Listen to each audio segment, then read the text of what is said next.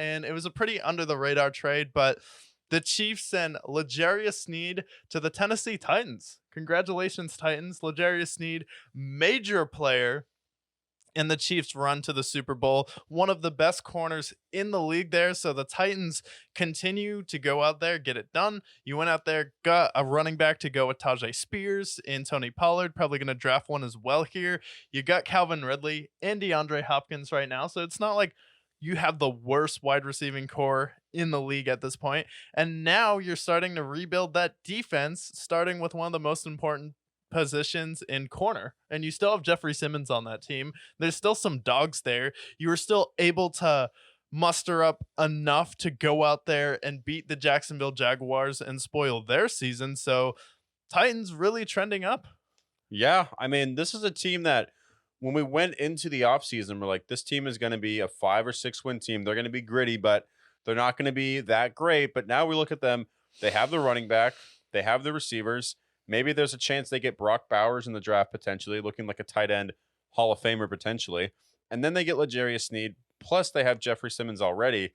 This is a team that originally I thought they would be right around that 5 or 6 win mark. Now I'm looking, they might be better than the Jags. I think they might actually be the third best team in that division potentially. Yeah, I definitely think they'll be the third best team in that division. And I have obviously the Colts and the Texans I have in that 10 to 12 win range there. But now with the Titans, with every little move they make, I'm starting okay, probably start the season, we're out here probably 4 to 7. Then we move up and we're actually, no, it's probably around 6, 7, 8 wins. Now you're probably in that point where you're 7 should be the bottom of where you are, especially with a first year head coach.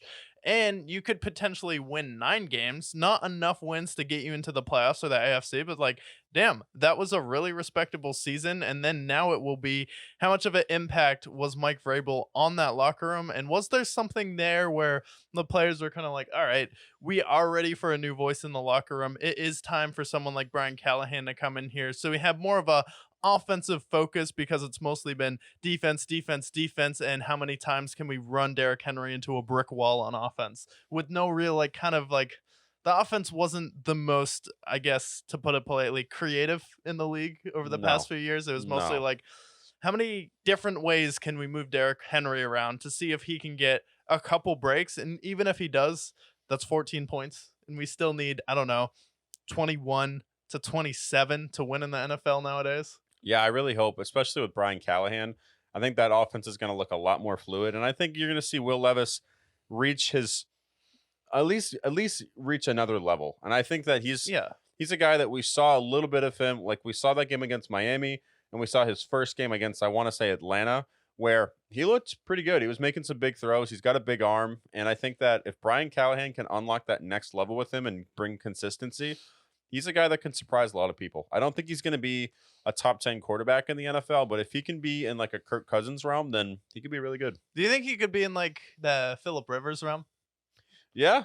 Kind of where you're going to have the Texans and the Colts there, but there'll be a few years where the Titans kind of break through there. But I agree with Will Levis. It's a little bizarre because he definitely has the biggest arms of any quarterback in the NFL right now. He has pretty big biceps and triceps there, but dude can whip the ball down the field. And I think some leadership will really help him out. But I definitely don't think he was bad as far as being a rookie. No. He wasn't supposed to play last year. You already had Malik Willis there, kind of awkward. Bust. And then Ryan Tannehill kind of just didn't, probably more of the Brian Hoyer vibe than the Josh McCown vibe as far as the leadership. If you watch that not Baker Mayfield, Johnny Manziel podcast where he's talking about the difference between those two mentoring him. So I think this will be a fun team to watch. And if you're a team a fan of the Patriots, this should make you upset. Definitely very upset if you're a Patriots team where it's everything that the Titans did is what you should have been doing. And then even the Jaguars. Where are you in this? Why aren't you trying to trade for L'Jarius Snead? You need some help. No, they're going to trade for Mac Jones, though. Mac Jones, that's the answer.